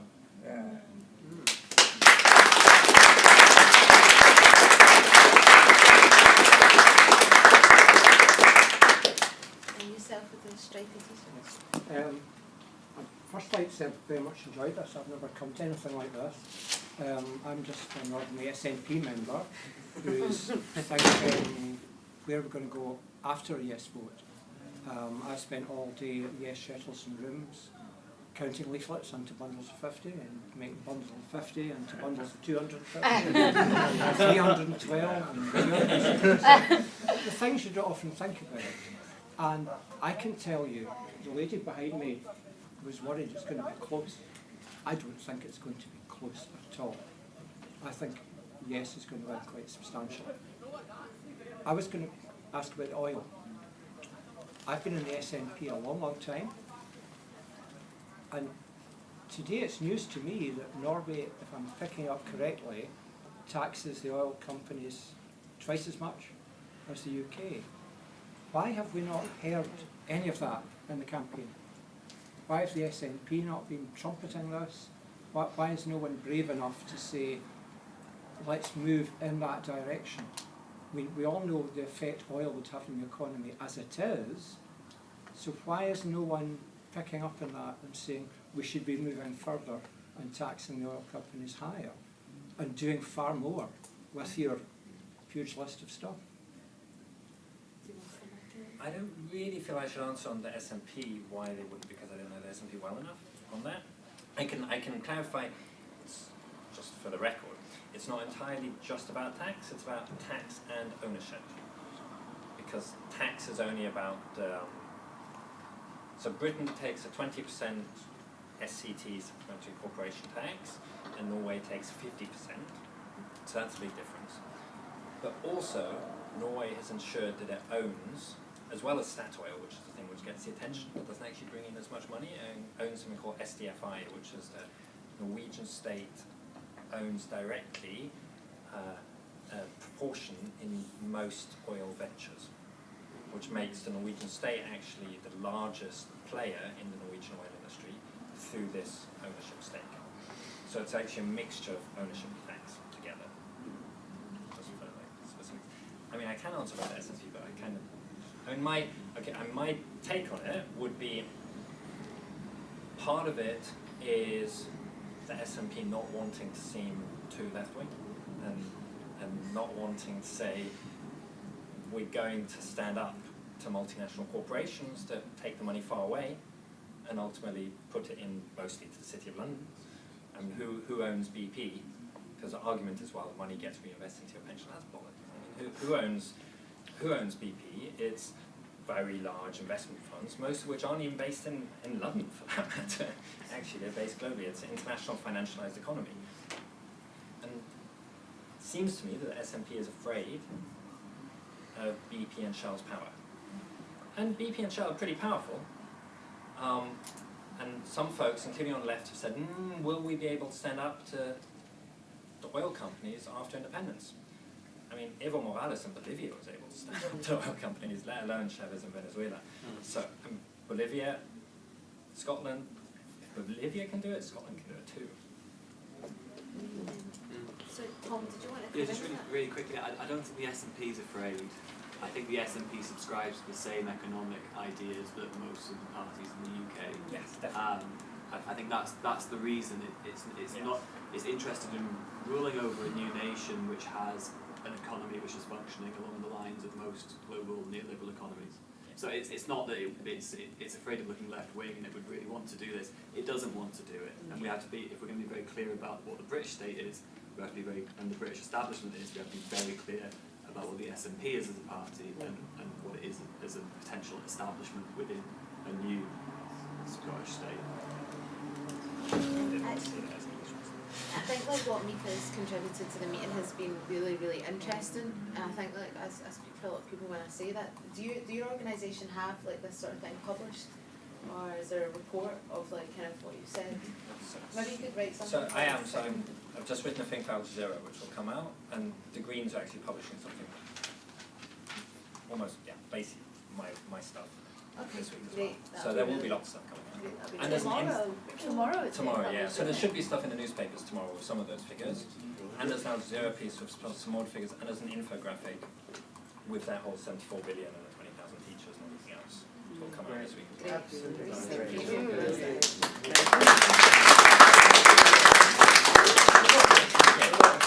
I've got a wee list of people who want to make points or contributions. So if you want to say anything, just raise your hand and I'll stick you on the list. Next, Craig. Yeah, thanks. I just want to say first of all to everyone that came up from London, thanks very much. Yesterday was at the train station. It was really quite a lot of fun. There's been a lot of hard campaigning, a lot of chats in offices and meetings and all this kind of stuff, and some real difficult things to decide on. But yesterday was actually quite a good bit of fun, especially getting chucked out of the centre of the station. Disassemble. Yeah, disassemble. That was it. Yeah, it didn't happen again. Best things happen in train stations. But I wanted to pick up on a couple of points about this energy. Well, I think that's a really good idea. For me personally, I think energy policy is the one potential major thing that we could really have a proper effect on, because it affects, as you say, it affects everybody. And I think if you would go out there and campaign and say to people, do you want free energy? Nobody's going to say no. I want to say, pick up and echo what John was saying about solidarity across, not just the United Kingdom, but across the world. I think this full nonsense of how as soon as there's a border, that's it, we can't talk to anybody. No. It's just nonsense. But I want to finish and ask a question based on stuff that Jonathan was talking about. It kind of stole my thunder a little bit, I suppose. I would hazard a guess that if there's another poll that comes out in a couple of days, it shows us even further ahead potentially. I'm not saying there is, I'm just saying if it happens that John McTiernan will probably be kidnapping Owen Jones, Lennon Cluskey, and put him in a boot to drive him up here. But as representatives, I know there's some of you sitting in the audience as well, looking English left, what would your message be to primarily Owen Jones? Because for me personally, I think Lennon Cluskey is sold out. You know, he gives money to the Labour Party even though he knows they vote for benefit caps and anti-trade union laws. It's just, they're effectively saying, well, we'll have to give money to somebody to have some tiny piece of voice, because if we don't, then we're out entirely, which is the only reason why, in my opinion, they've given money to the Labour Party this time round. But to people, especially like Owen Jones, who I think if he lived in Scotland, he'd campaign for independence, you know, would you encourage them to actually come up here and help us? Obviously you would, but do you have a message? Of course I would. But my difficulty is that, like lots of people, I suspect he says, if I were Scot, I'd vote yes, but. And today, there's a man called Owen Hathersley, who I'm a great fan of, who writes on cities and buildings and others. And he tweeted today, essentially saying that, you know, if I were in Scotland. And I retweeted and said, if you're in Scotland and would vote yes, we have to support you. That's the only thing we need to say. You can't go on, you know, this ridiculous line of having to work out why suddenly if you stand on one side of the border you have one position and the other side of the border you have another. It's about solidarity. Yeah. It's about an absolutely basic thing. I mean, I think, yeah, we should be saying, I mean, I'll certainly sort of, you know, try and push him. But the problem is that they are somewhere the dominance of the Communist Party's attitude towards the independence campaign, which has been very, very clearly the divide of the working class, which is a nonsense. I mean, you said it all. But it was the CP and its sections, or it's the Labour Party, you know, which, and it is the trade unionists. And there are very, very few trade unionists who in fact have been prepared to come out and say that in fact it ought to be a support for a yes vote. I mean, the one thing I was going to say, which actually is not about the yes campaign, is that I think, you know, it would be very good if this meeting actually sent solidarity greetings to Mark Sirocco. Everybody read what's the situation he's in, or maybe you don't know, but he's actually very, very ill. But he's one of the very few trade unionists who's prepared to take on the government and says, you know, there's an austerity program that we've got to fight. And he's not a Len McCluskey. He's not sending money to the Labour Party. So in a sense, you know, there are a few of them. But I do think the question is that you can't carry on being mealy-mouthed about it. I think your statement that you made about what it means in terms of, you know, the demand for solidarity, that is where we stand. You want independence, we stand in solidarity with you. We're not going to pussyfoot around and make the demands for you. It's a bit like the Palestine Solidarity Campaign, which people may disagree with in terms of what they end up saying. But the one thing they say is they are not going to put the demands that they think the Palestinians ought to make. They will support the Palestinians, whatever decisions they make. And it's those sort of things that I think we've got to be saying. And we've got to be very, very clear. This is a question of class solidarity. We know what the potential is north of the border. We can see something completely different happening. This has never happened before in our lifetime. Of course we've got to act in solidarity, and that's therefore supporting you. And that's all, you know, I think the speech you made about it was absolutely, absolutely right. And we can translate it not just to the issue of trade union struggles.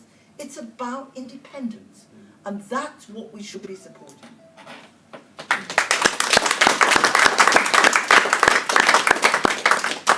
It's about 10 to 9 and we've got the room until 9. I've got 6 people that want to make contributions, that includes yourself, sir, so you're on the list. So I'm just I was thinking I'll just take all the contributions and then allow all the speakers to come back, so that way everyone gets to ask their question and you all get to have some response to that. So next I've got Charlie, yourself. Yeah. Hi. It's just very quick. Mostly I wanted to thank you guys for coming, and not that we haven't been speaking about it, but putting things back in a very global planetary context. It's very easy to get stuck in the minutiae of the details of Scottish issues with the campaign being so close. But also not to do it in a lot of the way other English people have said it, but how are you going to, but to actually say it's possible and say here's what you have to do. It's great. So I want to just thank you for doing that, guys. I think it's great. I also like to hear your train story on the way up. I hope you get the same conductor on the way back. But this time, I hope he brings everybody out first class and puts them in standing.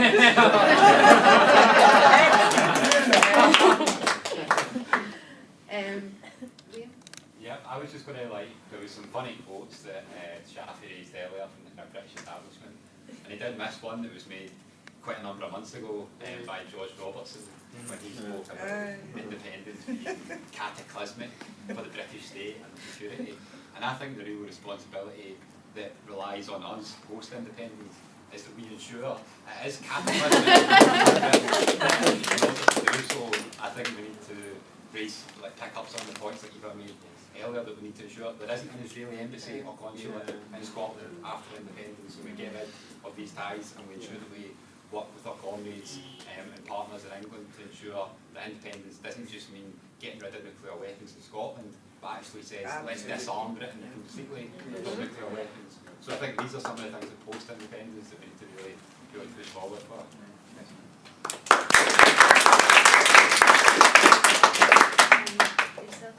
Yeah, what I was going to say was, for once, Rupert Murdoch got it right today when he said that a yes vote would be a black eye for the British establishment. And the other thing I would say is, do not worry, there won't be an immediate furious reaction, because the mayhem at Westminster will be such that Miliband may lose his job, Cameron may lose his job. There will be, far too much going on there for there to be any comeback. And Scotland will have time to work things out and be in a good position to negotiate the details. Yourself, sir? Yes, I particularly enjoyed the discussion about oil. I've been a member of the SNP since 1965 and was very heavily involved in the 70s, particularly in the oil campaign, which was probably our most successful campaign up to that moment. And of course we went into the 74 election on the back of a very successful oil campaign, but we came out of that very bruised indeed, because we were seen as greedy, grasping nationalists. And it's very much in the psyche of the SNP not to repeat that mistake. And I firmly believe, because I will certainly be pushing for it within the SNP, that the SNP has taken a very pragmatic economic stance, but will, at the appropriate time, I hope, and certainly will be pushing for, a Scottish National Oil Corporation, because in my belief, it is the only way we can secure the very taxation system and the sustainability that we want for everybody. But don't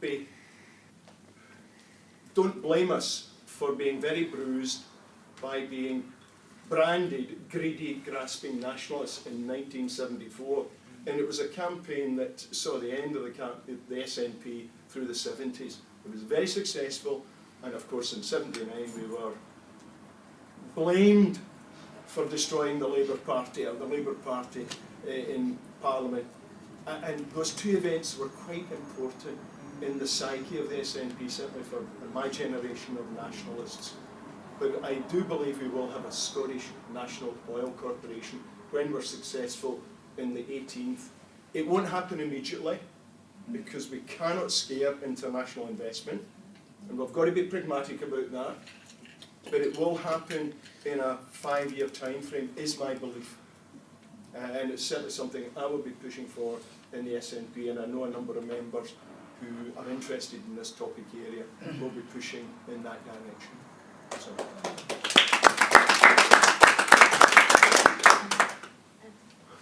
Yeah, so I think it's been a fantastic discussion, and it's really heartening to see the comrades that have come up from England.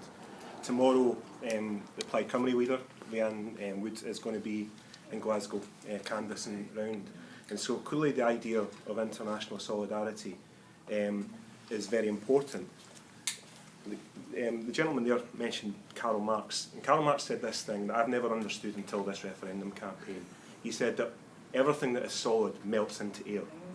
And this idea of the British state, this imperial powerhouse, is all of a sudden under attack like never before, and is facing, the UK editor of The Sun tweeted yesterday saying that the union will end in 12 days. That's the kind of things that we're talking about, and it is staggering, it is surreal to me. I'm sitting at home looking at a polling card thinking, in 12 days' time, I get the chance to end the British state.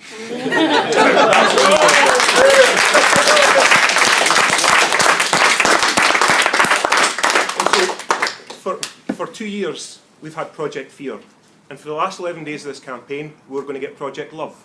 We're going to get Joan Bakewell's going to come up to save a thing called Britain. Joan Bakewell tweets that she's going to come up to save a thing called Britain. They're going to send everybody up. Ed Miliband's going to send 100 MPs up to tell us how much we need this class solidarity to defend a Labour government. But the thing is that what we need from the English left that sees through this is that we need the opposite. We're having Plaid Cymru coming up tomorrow. We need the English left to say, well, look, this is the best thing that can happen. Scottish independence is the best thing that can happen. Because there's just a few stories that when we were registering people to vote, we had a woman that came out of hospital after just giving birth, a 17-year-old woman came out on the day of the last day of registration to register to vote, because this idea of the referendum gave her hope.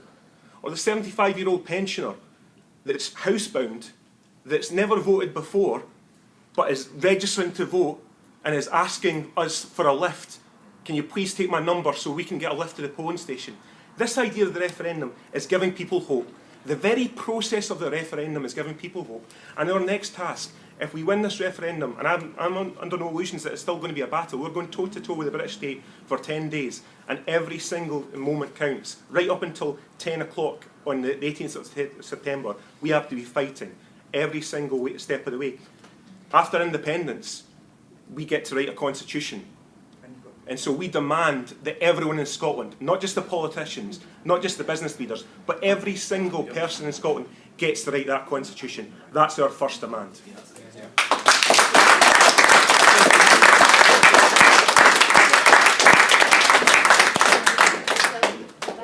Gentleman, the black t-shirt. My point was, I guess, about international solidarity as well, and it kind of follows on from what Andy was saying. Just back from spending a week in Catalonia, and there's a lot of very interested and very supportive people for Scottish independence, and they're having their own referendum, the Catalan people, in November. They're expecting it to be overwhelmingly a vote in favour of independence, but the Madrid government won't recognise it. So it will have little effect as things stand, but I think what they're looking to in Scotland is that actually, if we pull this off, if we get the right vote on the 18th of September, that actually it could have an effect on the rest of Europe and on the rest of the world and other people's struggles in other parts of the world for independence, and actually, you know, the Spanish government then might have to take up votes in a different way. So we have the chance here, I think, to create a blueprint and inspire, really, other people who are involved in the same struggle.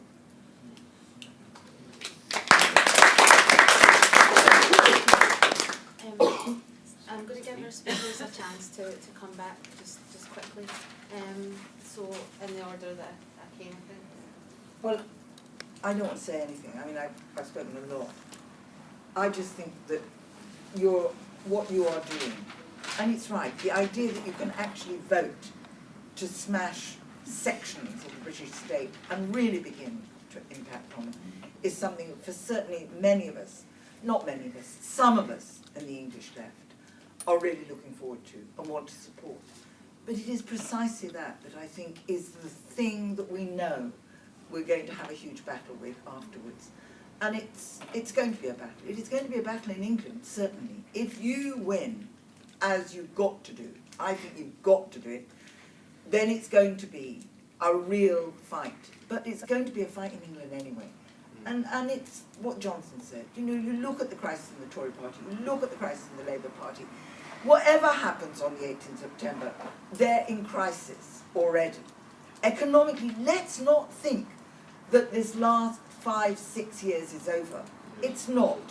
There is an economic crisis teetering along already. You just look at the prices of housing, not just in London, which is grotesque, but every other part of England. And that's a bubble that is going to go, and it's going to be another process of 2007, 2008.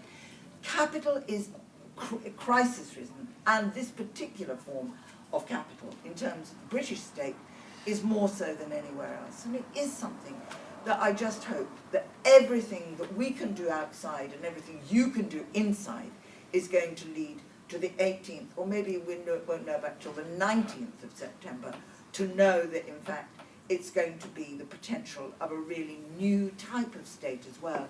It isn't just going to be an independent Scotland, it's going to be a new type of state if it's in the sort of gift of the people in this room. I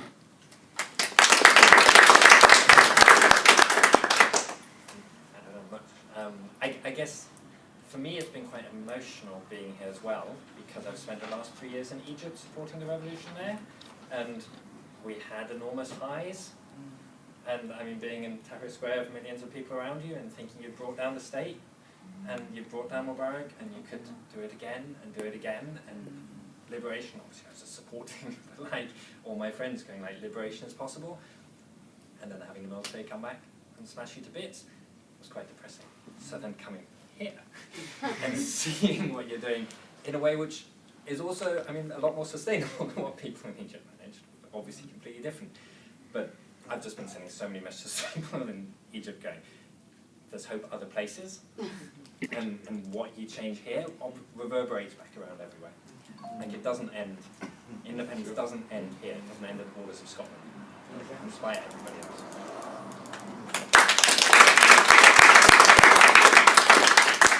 Yeah, just going to end with a few comments. First of all, just kind of addressing something that Craig said that resonated with me. I mean, one of the incredible things about this campaign for me is how little blood and soil nationalism there has been about it. You know, from all parties of the Yes campaign, SNP, SSP, Green, whatever, there's been very, very little of that. I would say that the ones that have shown the real narrow nationalism in this campaign has been the people campaigning for the no vote. I think that's crystallised by that statement you said about, you know, if I was a Scot, I would, but I'm not. If that's not narrow nationalism, I don't know what is. Point that Andy made about the Constitution, I think, is absolutely key. I mean, I don't know how everybody else feels about this, but Salmond in the second debate with Darling offered the opportunity to Darling to form part of the negotiating committee for Team Scotland. And I have to say that given the competence displayed during the course of this campaign, I wouldn't put money on him having the ability to negotiate himself out of a paper bag. So I think it is absolutely imperative that us in the left are part of that negotiating committee. And finally, just to address the point that Comrade made at the back about the impact on Catalonia and the unofficial referenda that's taking place there in November. 2 days after the vote, I fly out to Barcelona. And I have to say, I'm full of dread about that because I was last there 4 years ago and I've stayed in touch with the barman in the bar that I went to regularly when I was there last time. It's a Canadian fella and his name is, believe it or not, William Wallace. I have to say that I'm thinking of going with some kind of disguise on if it goes the wrong way, but I have to say I echo the comments in the room. I'm as certain as ever have been that we will win in September the 18th, and the people of Barcelona and elsewhere will take great inspiration from that. Thanks.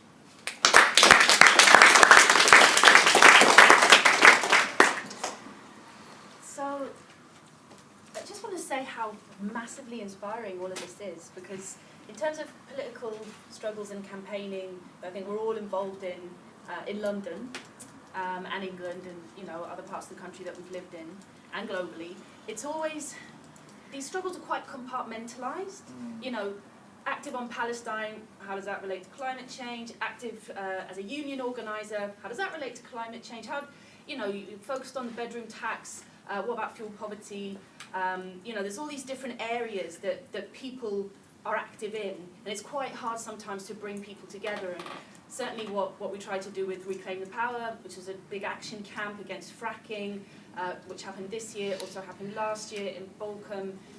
We were really trying to sort of join the dots, saying that economic justice, social justice, climate justice, these are all totally inextricable, can't divide them up.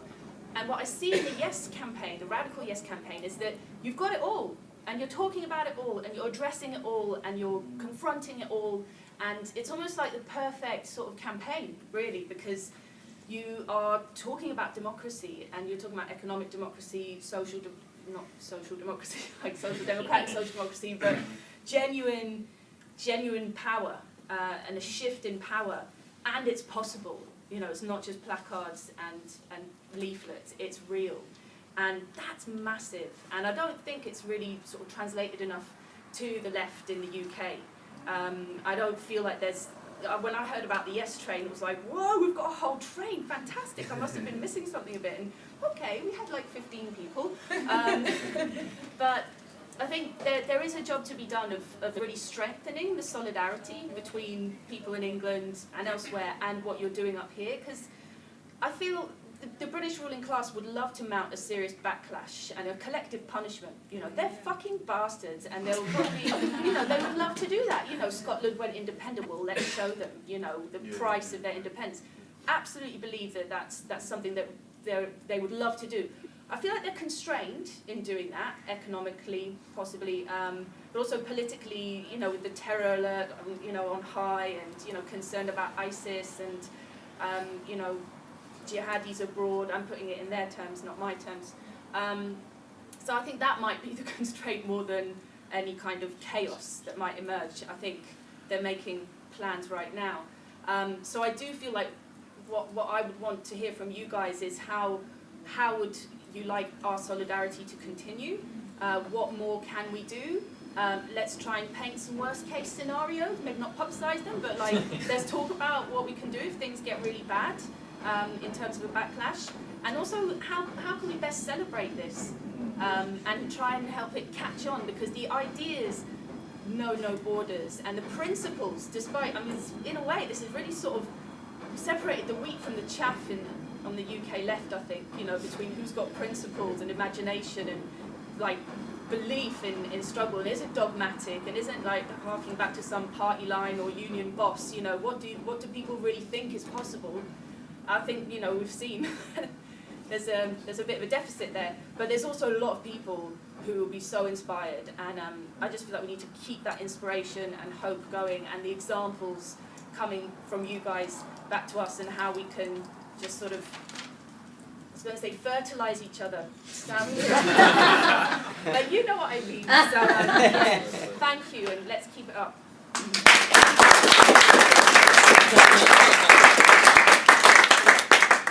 Yeah, just really quickly, I mean, the stories that Andy recounts there about people registering to vote, I mean, this is just happening absolutely everywhere.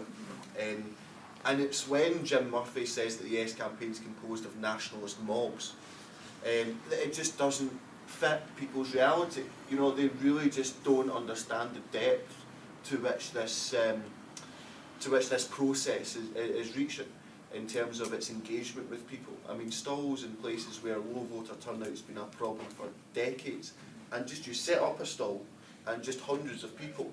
I mean, Gillian's, you know, done tons of this. And it's just an inspiring thing to see. I'm just going to end by just a couple of plugs. On Friday, there will be 3 rallies held in Glasgow. One will be by the Labour Party, who will bring up about 100 MPs. Yeah. It will be a mix of social justice, Miliband style or whatever, with guard towers on Hadrian's Wall or something like that. Some concoction. Then there will be Nigel Farage, who will be coming up that day as well, who will be making some points about Europe, which is kind of embarrassing really, for the whole Better Together. And we, the Radical Independence Campaign, are also having a rally called Global Scotland, Another World is Possible. Yeah. It's elevating our slogan, Another Scotland is Possible, and we will be having a gathering of the European left. So that's Podemos, the CUP, Syriza, you know, a whole gathering of people, but also music and that sort of thing. It's in a nice place, the auditorium in Northern Moor. So it's a place where everyone's welcome to come along. £2 at cost to get in, and we want to show the difference between the 3 things that are coming through that day. And very lastly, on the weekend we did a thing called the Glasgow Takeover, which was, I don't know how many, but maybe 3 or 4, maybe more than that, 100 people in the city centre of Glasgow just taking it over, going round on like 8-seated bikes and things like that. And we are going to be doing that on Saturday right across Scotland, so not just in Glasgow but in all the cities and towns that we possibly can. Of course, we'll just be part of the overall Yes movement, who will be mobilising as much as possible in that weekend. On Sunday is the last national mass canvass. Very lastly, sorry to go on, but just lastly, tomorrow we've got a mass canvass taking place. All the details are on social media, but STV's coming down and they're doing a direct competition between Better Together and Rick on the ground. So they asked us if we would like to do it. I said, if you can get Better Together to do it, then yes. And actually they've said they'll do it, so I don't think they quite understand what's going to happen. So we need as many people as possible, and also buy Kat's book. Where is it? Garrow. Over there. In my The book bag. is there. No, The canvas. It's in Garrow. It's in Garrow Hill. Go to Garrow Hill's train station, time. 6 o'clock. You just go to Queen Street Station for maybe 22, and you will see on the boards the various instructions about where to go. So Garrowfield, and we'll announce that on Twitter. Garrow Hill. Also on that, there's a couple of copies of Yes, the Radical Case for Independence at the back. That you know, we just want to be able to get the message out as much as possible. So if people want to make a donation and take a copy, then that would be brilliant. I just want to finish by thanking everyone again for coming. Just quickly, in case people were wondering about this camera for me. My name is Ben Kempers. I'm an independent documentary filmmaker. I'm working on a longer term project that'll be finished after the referendum, more like a document. If I happen to record anybody tonight who, you know, would rather not be seen because that might be eventually broadcast or, you know, shown internationally, then please let me know and I'll make sure you're not included. Okay? And I noted the product conflict. Sorry. Thanks. This is the first thing you've really pointed on. I just want to finish by thanking everyone for coming, and I think it's been a really inspirational and interesting meeting. I mean, the main theme of it has been energy, but within that there's discussions about land ownership, like decent social housing and nationalisation of industries. I mean, I think that all the debates that we're having, they all do link into each other, and it's been a really, really great meeting. And I just want to emphasise the absolute urgency over the remaining days before the referendum, that we leave this room, maybe not right now, but we leave this room, and when we do, we go out and try and convince as many people as we can that another Scotland, as Bernadette Devlin said nearly a year ago, another Scotland isn't just possible, it's now increasingly probable. Thank you very much.